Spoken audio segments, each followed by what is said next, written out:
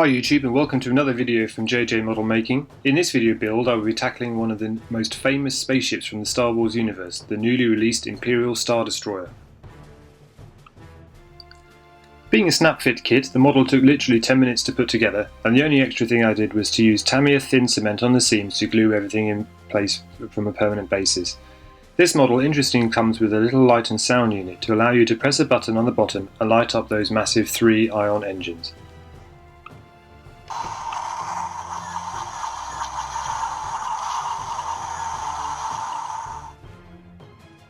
Once the glue had dried, I gave it 48 hours just to settle down and then sprayed the entire model with Vallejo black primer. Hi guys, right, well after letting the primer dry for 24 hours I've just got back from a New Year's Eve party, and before I settle down and mong around, eat some crisps and watch a movie, I thought I'd paint the old Star Destroyer. So what I did is I mixed up a custom mix of about 70% Tamiya Sky Grey, 20%ish, maybe a bit less flat white, and then a couple of drops of buff. Mixed it all together, gave it a good mix, and then cracked on with the paint. So on top of the black primer I think it's come up pretty well really. Hopefully you can come across in some of the shots here, you can see. So it's a lovely light grey, having a bit of buff is a bit of an homage to the original models they built for the original films back in the 70s and 80s, so it's not quite light grey, but it's coming out really well.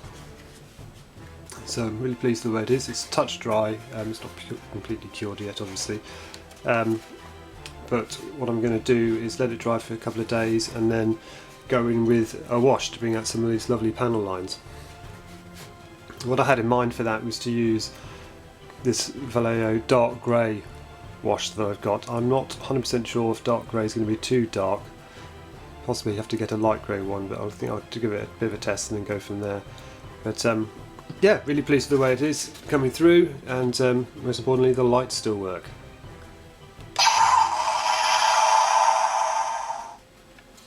So yeah, looking really good, and this is going to be the Devastator that featured in the very end of Rogue One and also the opening sequence of A New Hope.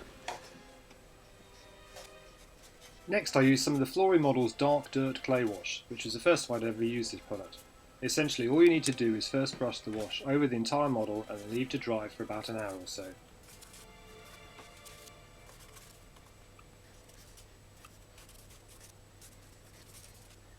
Once dry, you can easily see where the wash is levelled out in all of those lovely panel lines, and the next thing you need to do is to remove the wash over the top. Being a clay-based product, you need to add moisture to a piece of kitchen towel and then rub it all away. I firstly licked a piece of kitchen towel to dampen it and then started rubbing the excess off. However, I quickly found that this was not only tasted horrible but wasn't very effective, so I used a brush and some cold water instead to dampen small areas of the model at a time, and this was proved to be a much more effective approach.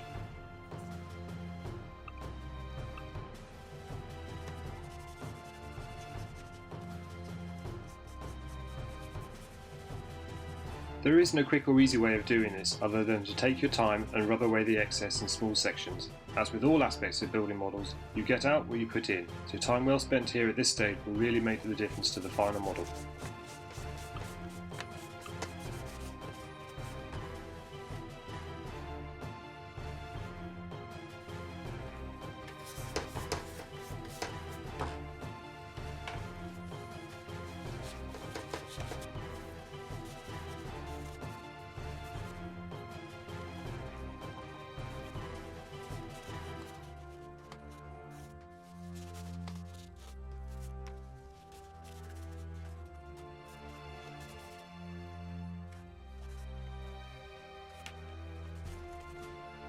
With the wash all wiped away to the level I was happy with, the final stage was to dry brush the entire model to add highlights in contrast to all those deep shadows left behind by the wash.